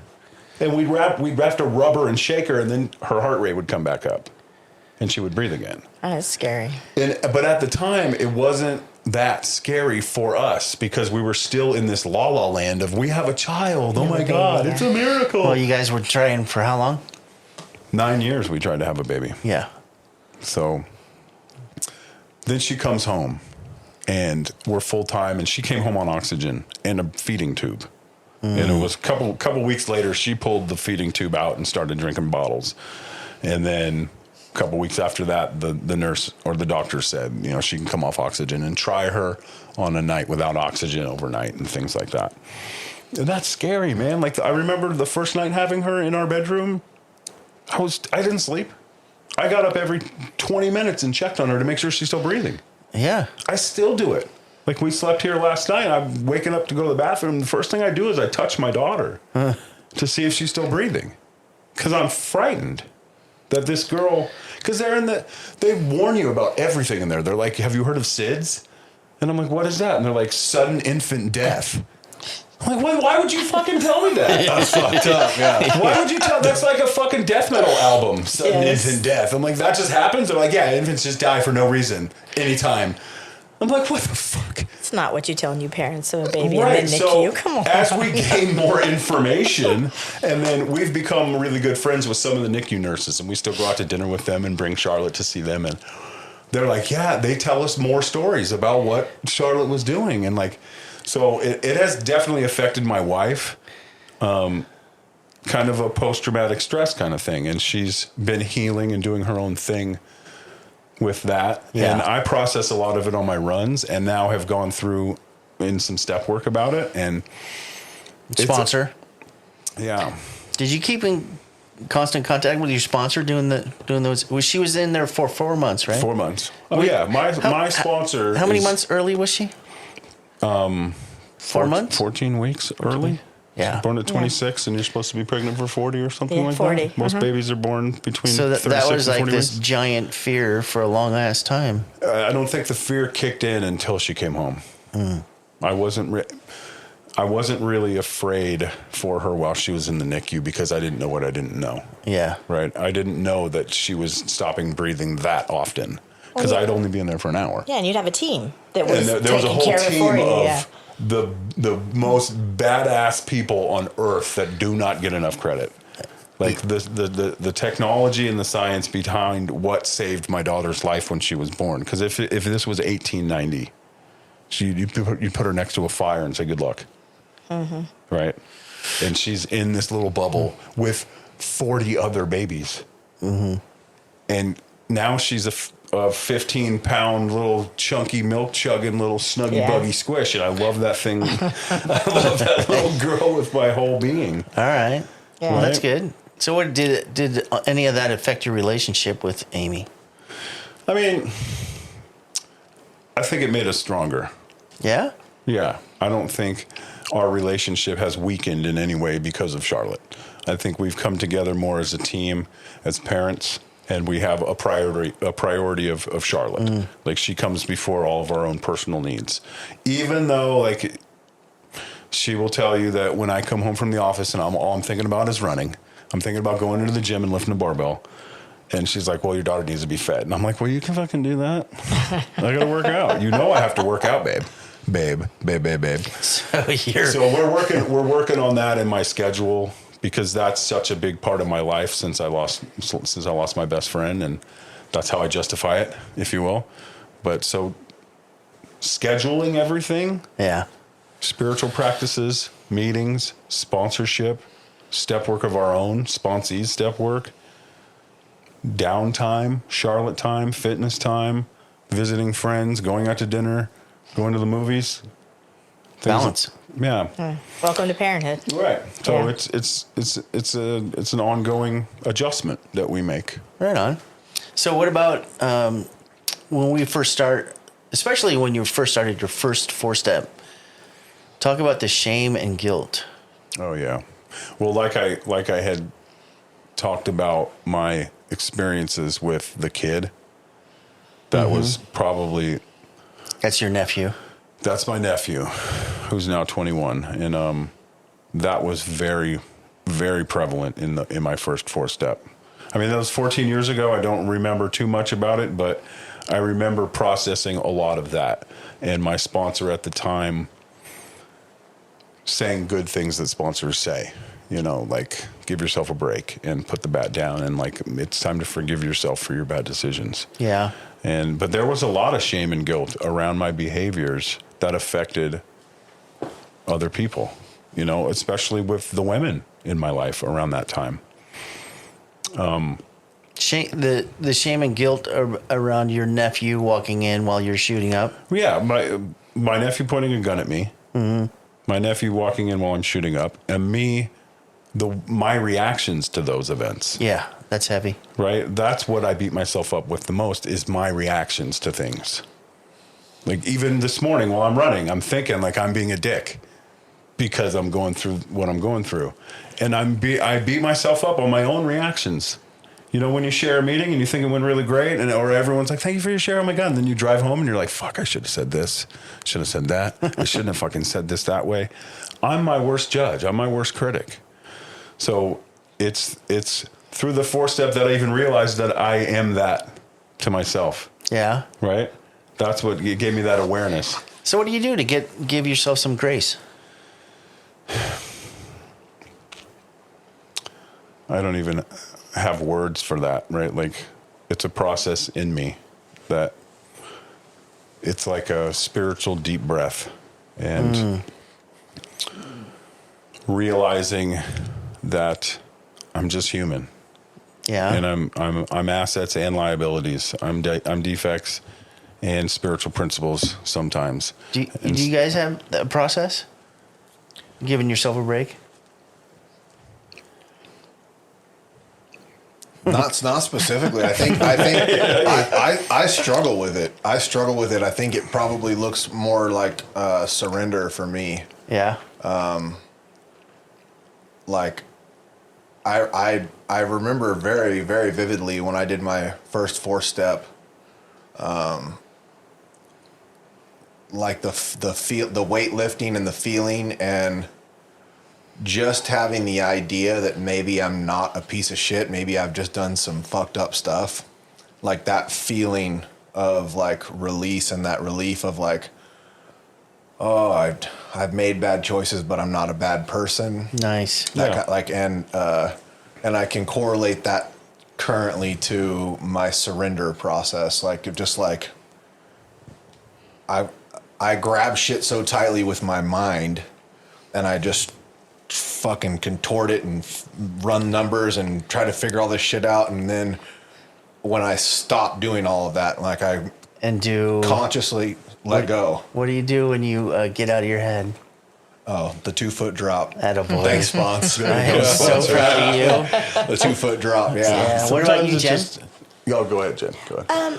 Well, I think part of the grace, and I'm not always good at this, but part of the grace for me is that if I compare what my life was like on my first 4-step versus where I'm at today, just the actions that I've taken in my life from that point to this point speak volumes to the person that I was versus the person that I am today. And so I don't live in that same space of shame and guilt anymore. And the more that I continue to do actions that are based in spiritual principles, the less focused I am on the shit. But it doesn't mean that I didn't, sit around yesterday thinking I wasn't enough. I mean, I still go through all of these feelings. It's just often I don't get as stuck as I used to. Nice. So I still have these really ingrained places where I'm inherently bad and I'm not enough. But the amount of time I spend with them is not so consuming that I can't function. Because there are times where things are like I'm literally stuck, right? I can't move one way, I can't move the other way, and I'm stuck in this place. And, again, applying some surrender, you know what I mean? Experience too. Yeah. Being able to identify it sooner and get out of it faster. Yeah, and sometimes it's as simple as I'm going to distract myself with, but typically with today, more healthy things, right? Not always, but often, Yeah. Yeah, I agree with that. And I get. we're forgetting about the main thing of being of service, of like really getting out of our own way and helping someone else. And rarely do I even consider that when I'm in my head like that, right? And I'm beating myself up like, oh, I should go help somebody. No, I don't think of that. My first thought is like, let's go for a run, and I go and process it, right? And I stop beating myself up and I do the highlight reel, and I'm like, well, I'm actually not a piece of shit, right? The premise of my life is I'm not a bad person. Yeah. I'm a good person. I just make mistakes. So and that's I don't the need whole to beat myself up. humility part for me when I'm in that dark place, especially if I cause harm to my wife. That's my worst. Right. Then I'm in Those my are our head. closest relationships. Yeah, I'm in my head. I'm depressed. I feel like I'm a horrible person. I should know better to open my mouth and say stuff like that. That's the worst feeling And ever. and the stuff that I say is not like I'm not like attacking her or swear words or calling her names or anything like that. It's just simple way that I would react to something that she did, and most of the time it's passive aggressive. Totally. And then she'd tell me that hurt my feelings, and I'm like, oh, I am a piece of shit, right? And then for me, it's depression. I get depressed because I should know better, and I should stop harming people. It's like the disease presses that button. Yeah. You know, because we can't forget that we have that. Yeah. That we have that in our own thinking that we're not that good. We're not worthy. No, I was told that my entire life. and Yeah. maybe you're told it, maybe you think it, but once something happens, then that triggers the button. The And confirmation. The disease is like, haha, I told you so. Yeah. Well, and listen, should, those kind of like, I should, I have to, man, those get me stuck very quickly. Yeah. Like, Oh, yeah. I ought not harm somebody, but the odds are that's going to happen at least once today. You Yeah. know? Right. And the odds are we harm ourselves. Yeah, for sure. And when I get in the shoulda, woulda, coulda phase of my disease, it's very black and white, and there's no room for me to adjust Yeah. and be gentle with myself. And I'm not good at being gentle with myself. Well, we can combat with humility, right? Yeah. It's a learning process. You man. can look at ourselves and say, yeah, I make mistakes, Yeah. I'm human. you know? Yeah. Well, and we forget. I think sometimes as addicts, we're like, I'm an addict, but I'm also a human being, right? And I'm not the only human being on the planet, although often I consider myself, you know what I mean? That self-centered piece. I'm just with all these other human beings, and we're all just trying to figure it out. And some of us are in recovery, and some of us aren't. And it's like, all right, I got to figure out how to navigate through all of this stuff. Yeah. I would say one of the coolest things, though, about going through these processes where we beat ourselves up and then maybe we come to the other side and we learn from it, right? And then someone else is going through the same thing. And you share about it And with then them. you share with them and you can Yeah. help them. And then that builds self-esteem in me, Yeah. right? Being able to use my experience and help somebody get through their experience. And for me, I think that my self-esteem is my best combat against my diseased thinking, right? I can honestly share with another addict, and then that makes me feel good. For sure. That gives me this really good feeling. I can relate to that. Right. And Being authentic. I mean, just sitting here talking to you guys about this makes me feel good and builds my self-esteem, which gives me more ammunition against the disease. I am so happy that I am a part of building your self-esteem. Yeah. And It's almost like I'm saving your life right now. Okay, don't get ahead of yourself. Oh, no. And me with you. Too much. Sorry. But it's the two-way street, right? It's one addict helping another. I and really feel good about myself right now. you should. You should feel really, really good about yourself. I mean, you made some amazing chorizo and eggs this morning. See? I missed it. That is an asset that needs to go on your next 4-step. Okay. That's good. Excellent cook. Excellent Yeah. cook. But listen, I will tell you this, and when you were talking about that, it's like when you were saying service of others, like I have found, at least recently, when I'm going through something, I feel like I'm talking till I'm, ad nauseum, and I will literally call somebody and they'll be like, how are you? I'm so tired of talking about myself. I called to talk about you. How are you? Where are you? Yeah. What are you doing? You know what I mean? It's not even how can I be of service, but just tell me how you are, and let's chat about anything other than what I have going on, because I don't want to obsess on it anymore. Right. Yeah. I actually have I do that a lot with my sponsor, just for the fact that I don't want to be calling him about me all the time. Yeah. And so I will check in. Well, I mean, that, and he's going through cancer. So, but even before that, it was always a thing about not it being all about me. Right. Yeah. You know? I have that kind of relationship with my sponsor too, where it's totally a two-way street. Like maybe I call him and I have something to get off my chest. Your sponsor's badass, by the way. I love Yeah, that dude. my sponsor's name is Joel, and he's Papa Bear. He's Papa Bear. I love that dude. I love that man. Like, Yeah. he's my fourth sponsor, and there was something about him when we were doing regional service together that I was like, I just need this guy in my life. And I asked him to sponsor me, and he's been my sponsor and my best friend for like 7 years, and officiated my wedding and Yeah. a vacation with him. I've done the best round of steps I've ever done with that man, and I'm starting another one. But when we have these conversations, like, he shares with me instead of just letting me ramble about me. Yeah. He'll stop me and share about him and relate to what I'm saying. And Does that give you a deeper sense of connection with him? oh yeah, Like I can truly say that I love that man. Like I'm in love with that man, and I know he loves me. And we have processes and language that we use. Yeah. And I never think of, I always tell this, I say this as a joke in meetings, like if you're thinking about getting a new sponsor, you need a new sponsor, because people that have the right sponsor never think about getting a new sponsor. Exactly. Right? Yeah.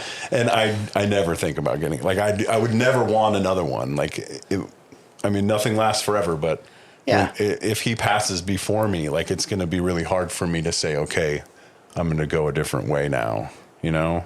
I'll cross that bridge when I get You're to it. stuck But with me, bro. Yeah. yeah, like I never want him to leave me, and I never want to leave him. And Talking about sponsors, like, so I'm always try to be cautious about how I frame about talking about sponsors, and you hear people at meetings sometimes say I've had one sponsor my entire time, and that's the only sponsor I've ever needed, and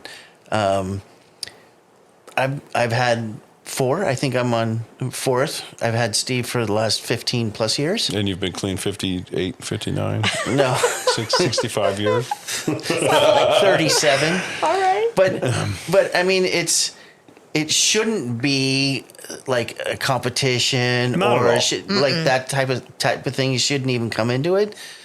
But I agree with you that if you're like, I've questioned a previous relationship with a sponsor before, and I've found myself sponsoring them more than they were sponsoring me. Like, I spent a lot of time like calming the person down from being so angry all the time.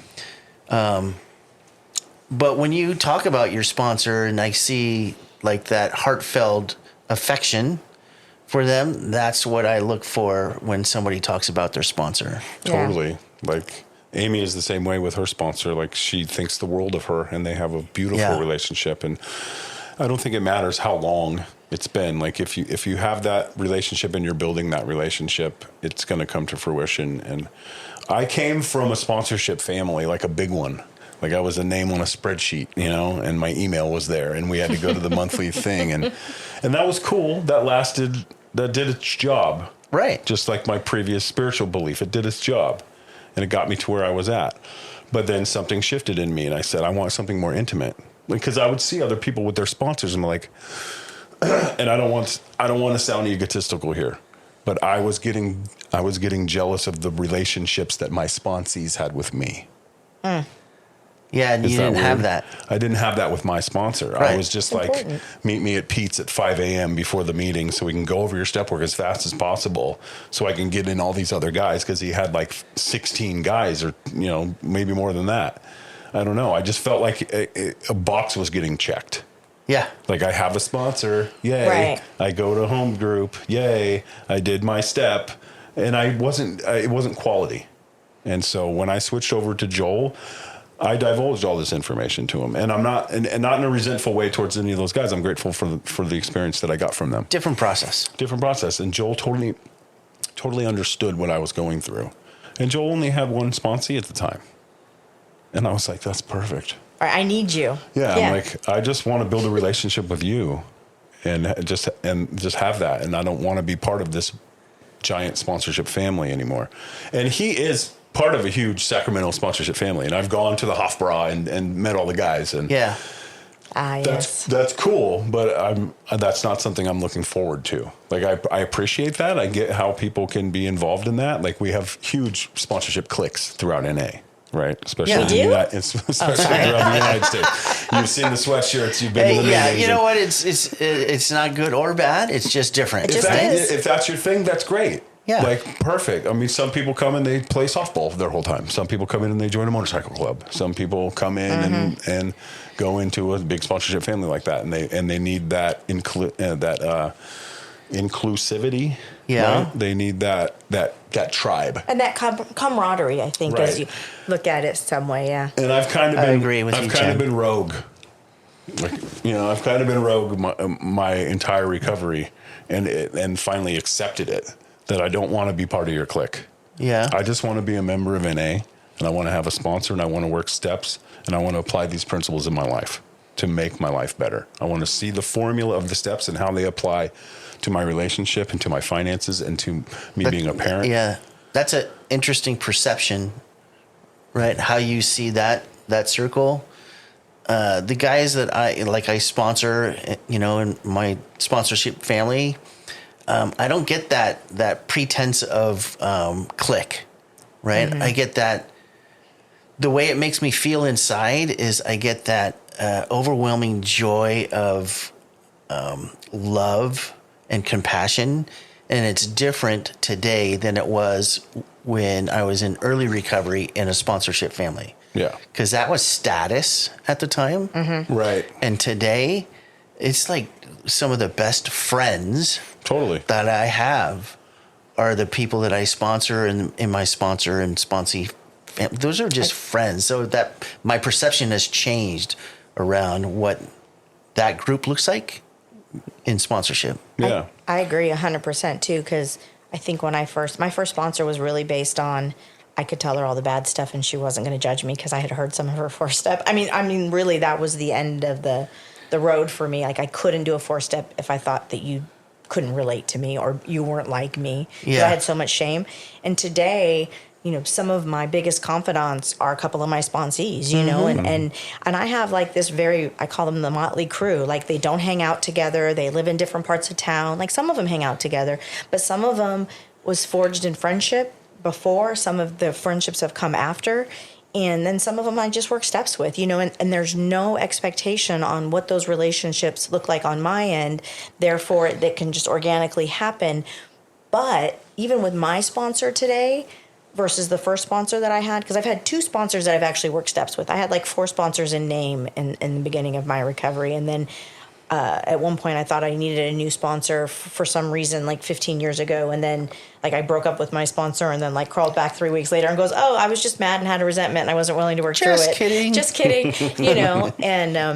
And so, and she's got stuff going on in her life and she's getting older and there's health problems and her sponsor passed away a couple months ago. And so it's been this activity in me of calling her regularly and asking her how she is, which is the reciprocal, the reciprocal relationship really creates a different dynamic if you want it. Not everybody wants that either. Yeah, I struggle with that with some of my sponsees. Like, I don't do the call me every day for 30 days. I don't stuff like that. I'm like just connect with me, right? Just reach out, like text me.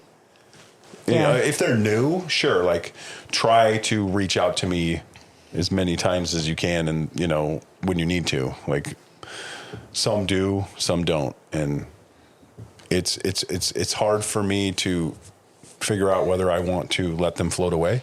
Yeah. Or what do I want to be that guy that checks in all the time? And so it's a fine line. It's a fine line, and I'm like that with some, and I'm not with others, right? Yeah. Because I'm making value judgments on whether that person is doing their job or not. Like, I have one sponsee that I think I've talked to twice in the year that I've sponsored him, and he's worked 1-step, and I'm just kind of letting them go. Okay, like, if you want what I got to offer and you're willing to make the effort, then give me a call.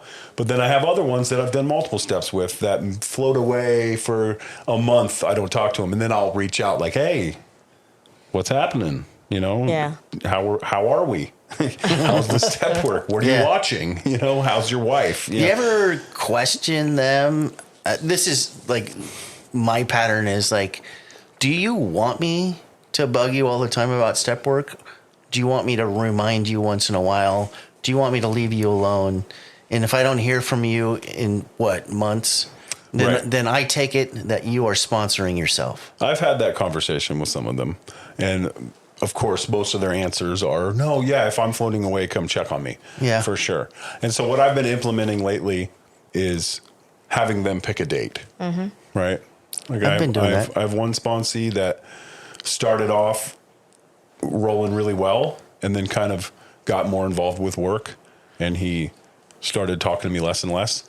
And then I reached out and was like, do you want me to reach out, or do you want to just float away and handle business? And he was like, no, let's dial it back in. And I said, okay, well, give me a date for when your third step's going to be done.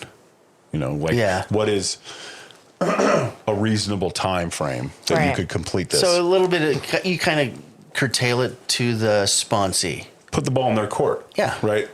That's my philosophy too. I mean, I think it's the same way. Curtail to like, who are you dealing with? How? Yeah. What's the Yeah. relationship look like? because we have this way of in NA that the sponsorship relationship is generally sponsee driven. If you Yeah. want what I've got to offer, then you got to make the effort to get it. Like I don't. Right. You asked me. It's yeah. You work asked with you. me. Yeah. We have this perception of that's the way it should be, but I think we're slowly changing to a like it should be more of a two-way street. I've felt for many years I've felt it's a two-way street, but before that, and my first 15 years clean, it was like I am beholden to my sponsor. Right. You know. Yeah, and that's how my first sponsor, Sal, really thumped it into me. You know, he was a really big basic text, traditional guy. Yeah. You know, very conservative man. And he really thumped in, you know, we don't say sober and blah, blah, blah. And he would go there with me. And so that was my initial introduction to Narcotics I Anonymous. guess it worked then. Yeah, well, it instilled some discipline in me, and it instilled some principles that we hold high in our fellowship Yeah. that get overlooked a lot. But I'm also not the big thumper myself. You know, I'm not going to say we don't say that during the meeting if I hear something that I'm not that person at all. I ever. used to be. You know, 10 years ago, that's who I was. I was that way, especially too. around the new people that came in 2012, and Amy and I sponsored a lot of them. And someone would say clean and sober, and I'd be like, I'm an addict alcoholic. Yeah, I did and- that when I left Tree for a long time. It got to the point where someone would say that, and then everyone would look at me. Yeah. So they expected you You to had a be And they reputation. expected me to react and correct them. And so I took a look at that and was like, I don't need to be that guy. Yeah. And at my home group on Monday nights in Martinez, we have 2 recovery houses that come. Everybody's an addict alcoholic, and they're Yeah. all clean and sober, and their higher power is Jesus. And I don't even roll my eyes. I just let it be. I was taught later on in recovery that you can set an example and have a better outcome by setting the example than you can laying down the law. Well, either way, you're setting an example, right? Yeah. Which one do you want to do? Choose one, right? If I say Yeah. sober and you yell at me, you just set the example. But if I also say sober and you do nothing, you've also set the example. Yeah, of- or you just say, "Hey, I believe I'm Kevin. I'm an addict." I've seen enough times to where I believe that meetings and addicts correct themselves. We are a self-correcting fellowship. I did I know. finally. Yeah. Right. And I see it happening where people hear it enough times and then they come in and they're just an addict and they're Right. just clean. And then I want to clap. I'm just like, and then maybe I'll share about it. Like, man, I remember you coming in and you were this and you were that. And now you're growing and you're learning the language and the way we do things. And I just think that's amazing. Yeah. Well, and I think teaching versus like when you're talking about yelling at somebody, it's Discipline. like teaching. Like I'm here to teach somebody how to learn how to stay clean, not tell you how to do it, because it's got to be your own experience. I can share my experience Right. with you, and we can relate on that level. But this is a learning process. This is not a I like that. yeah, it's Totally. a learning process. And so if I'm not remaining teachable and I'm not willing to teach, then I'm not my best version of myself, and you're not going to see what it is that I have to offer. And I'm not saying I'm like the latest and the greatest, but if I want to have some sort of help you, get somewhere in recovery, like I've got to be the example to some in good and bad forms. I mean, Totally. I learn a lot from people from what not to do. There's still examples, and I'm sure I've been that example as well. But if I'm remaining teachable and humble enough to say, well, yeah, my example was don't do that. Okay. Right? Yeah. So we're getting towards the end of our time. What was I like the free flow though that we've been doing. we got You know, off on some serious tangents. We've gone some directions, and if you're listening, thank you for Entertaining Following us. along. staying tuned. Yeah, I mean, this is Yeah. cool stuff. I know we, this is about, it's called a 4-step, but sometimes that leads us to stuff that's way outside of what Right. people's norm 4-step is about. But that's how our life kind of flows, Mm-hmm. right?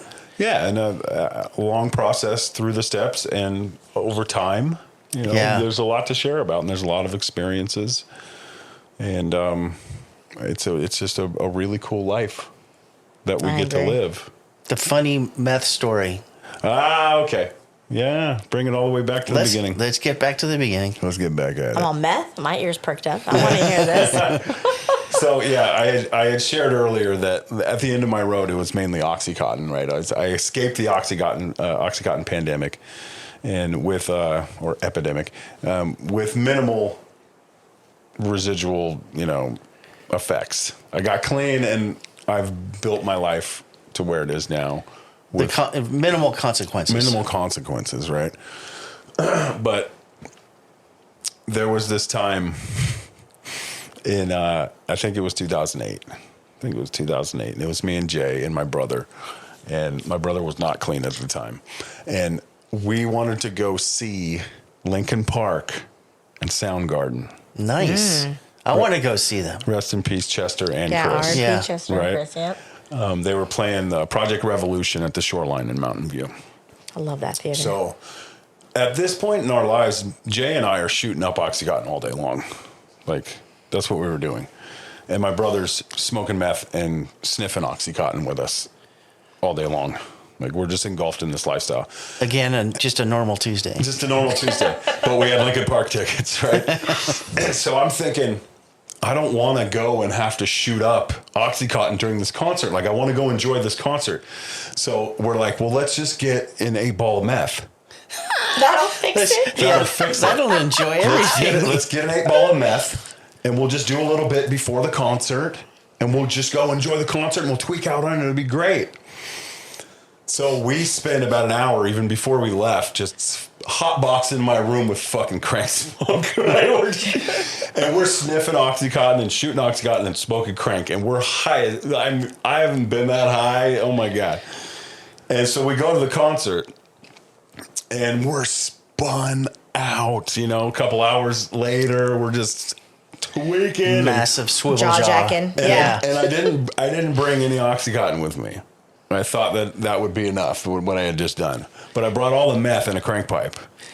All right. And so we see some band open up and make it through that. I don't know who it was, but then Soundgarden came out and they did Black Hole Sun and shit like that. And I went into the porta potty.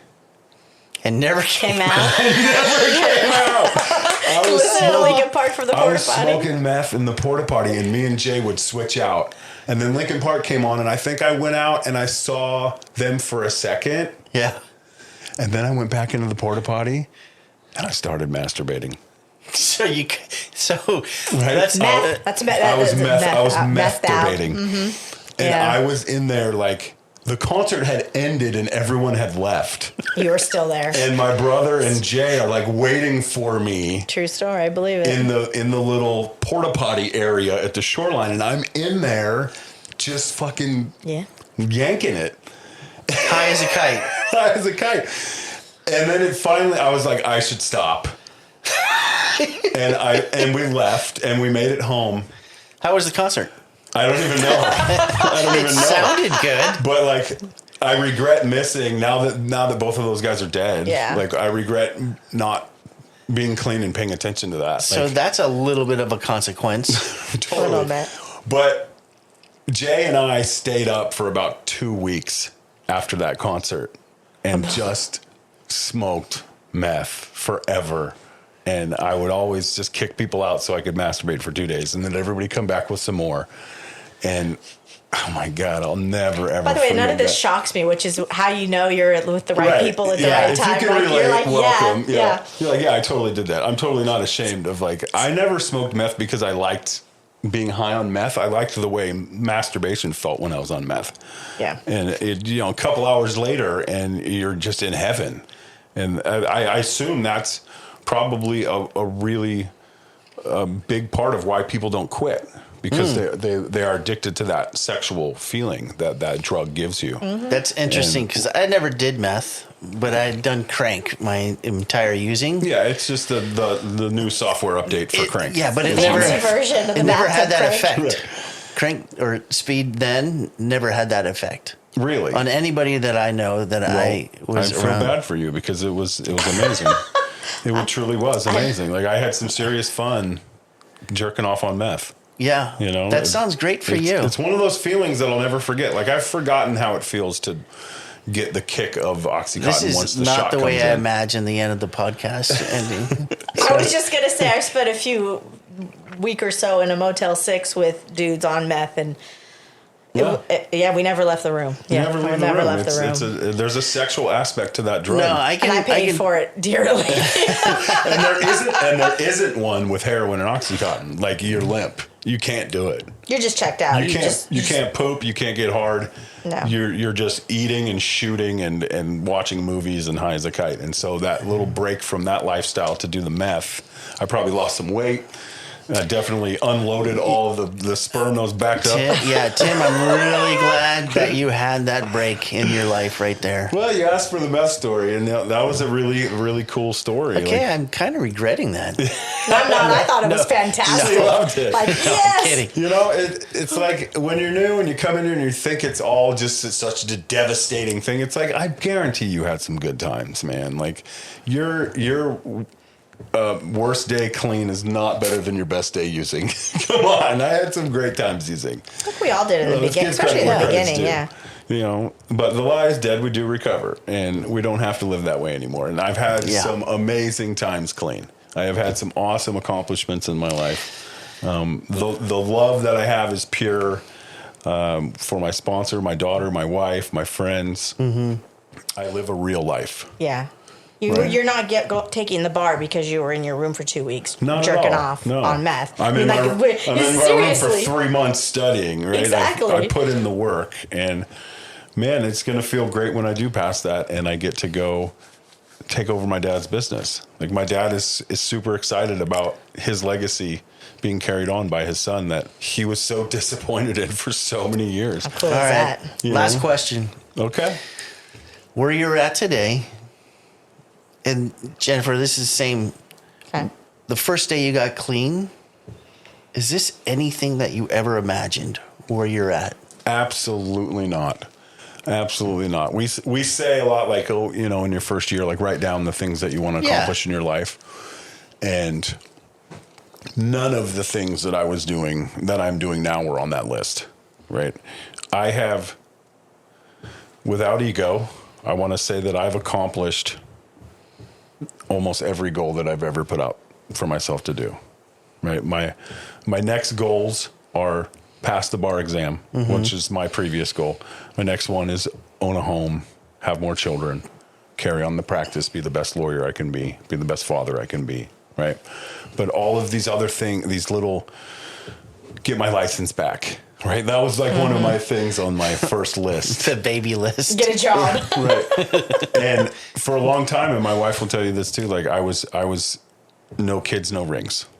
I was not going to get married because of the experience of my parents. Yeah. And I was not going to have kids because I was just okay with not, I'm the biggest kid. Like I like being the kid, right? And over time, accomplishing things and getting things done, like my whole perception on that changed.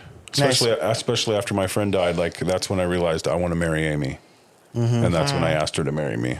And then having numerous conversations about children, then I was like, you know what? I'm okay with it. I'm okay with having them. Because she has always been like, I want to be a mother is like one of her main priorities, right? I knew that about her Right. whenever I met her. Yeah. So the first day. And then it would be so extreme of like, I want to be a mother or I don't want to live. And then I'd be like, well, that kind of hurts my feelings because I love you and I want to be with you. And why can't you just be okay with you and me? You know? And once she came to that center of the road, that's when I came to I'm totally okay with having kids with you. And that's when Charlotte was born. So what about you, Jen?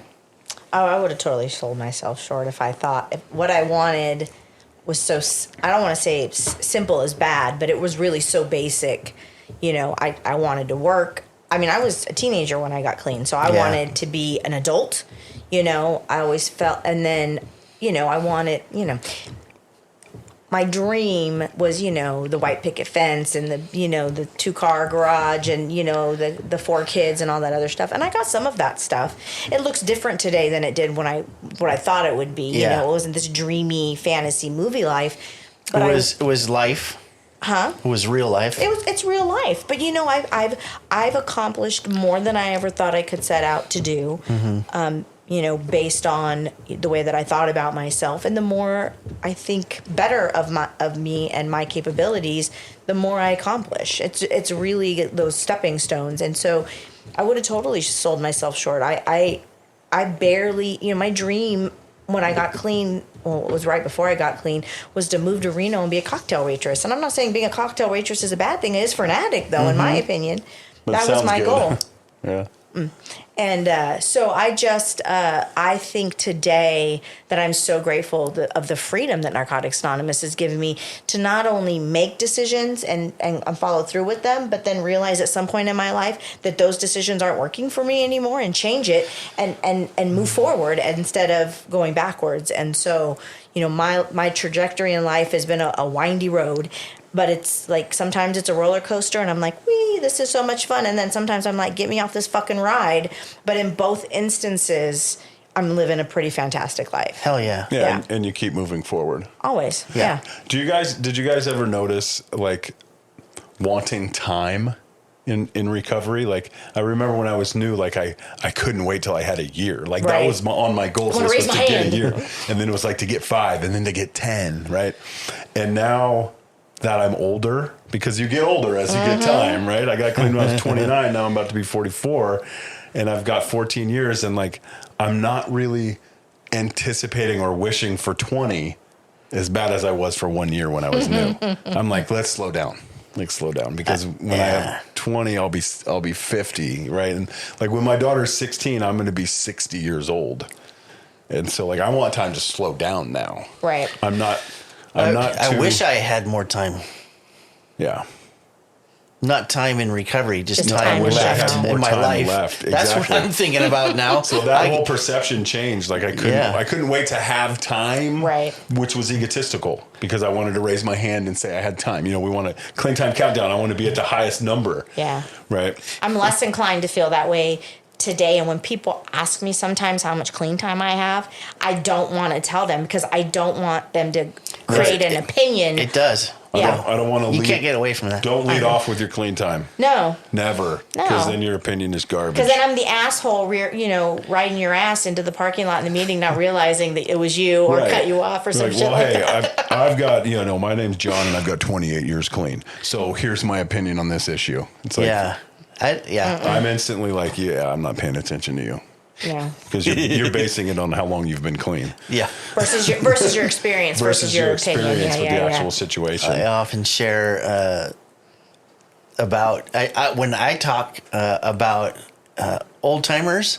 Yeah. I don't include myself. Me neither. Yeah. I'm talking about old timers when I got clean and like, you guys in the back better shut up or I'm gonna sick my goons on you. Yeah. And they're like, Yeah. oh, those are old timers. The Yeah. ones that threatened your life if No, you didn't do what they we told have a you. new breed of old timers now. Yeah. I prefer more experienced member. Yeah. And I respect the majority, but there's some that if I judge you on content on your conduct. Yeah. Absolutely. I had a conversation. I think it was maybe about 12 years ago. I was at a meeting in San Jose, and the guy sharing had an amazing share, and you could look in his eyes, you could watch his body movement, and you could tell he's just on fire, and he's talking about everything he's doing right now in recovery, and he's so excited, and he has some wisdom already, Yeah.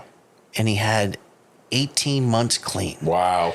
And I'm sitting there with 30 plus years, Soaking it up. in my late 20s years, thinking to myself, if Steve wasn't my sponsor, I would ask this dude right here Isn't that a trip? to be my sponsor because he had everything I wanted.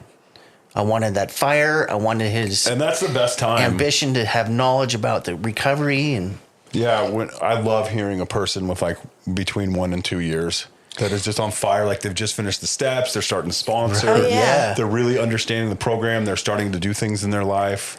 Like put that against someone you've heard 15 times and they have 40 years or something like that. Like not to lessen their share or anything, but like the fire is more there with the newer person. I had an experience last week at a meeting on Wednesday where it's not a meeting I normally go to.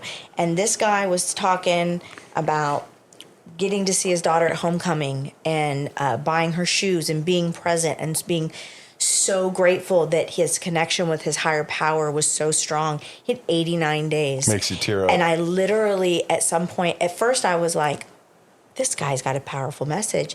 And I was like, holy cow. And of course, I'm like, make it about me. I'm like, why don't I sound like that? But I was really soaking it in. And then at the end, he said, I got 89 days clean. He was in a recovery house, Nice. Getting ready to do it. And I thought to myself, there was two parts. First was like, wow, I love how empowered he feels by this amount of time and these almost 90 days that he has, how much growth I see in somebody that comes in dragging their That's ass in. amazing. And then I was like, and that was kind of funny in my head. I was like, oh, this is a pink cloud, man. You're going to fall off this thing. Hang on. Right, Keep that right. higher power connection real Good strong, for you bro. to beat him down. No, I just said it in my Let me head. take I you off didn't this say it, pedestal dude. real quick. But it wasn't that. It was just like, I don't ever remember having a pink cloud, but I remember being able to be so grateful for the small things, right? When I think about my kids going to homecoming, it's like, oh, it costs so much money and da-da-da. And he reminded me that that's a gift that I get to be present for today. It's not always I have to, it's I get to. Sometimes the message comes in the strangest packages. It really does. All right. So love that. I'm sorry that we lost Josh. He had to duck out a little. Like he right had to after duck out. Jennifer came in. Yeah, he abandoned us. Yeah, oh, okay. I'll so own was that. her. You're He was welcome. like, And, he was uncomfortable. I'm glad that you were able to join us, Jen. Me too. That's yeah, cool. this has been really fun. Well, This has been cool. And like I told Jen that when we continue this at some other point, you can drop in as a guest host. I would love that. Because we'll probably come up here more and more, Well, Squish does belong to me, so no. Squish is the best, man. All right, She's you the guys. best. All right. Yeah. So, hey, listeners, if you're ever in Martinez, 6:30 Monday night is my home group. Got it. It's on What's the name of it? Robinson. It's called Return of the Real Deal. All right. I love it. Okay. And I'll be there. All right. Maybe we'll see you there. Yeah. Thanks, guys. Thank you for having me.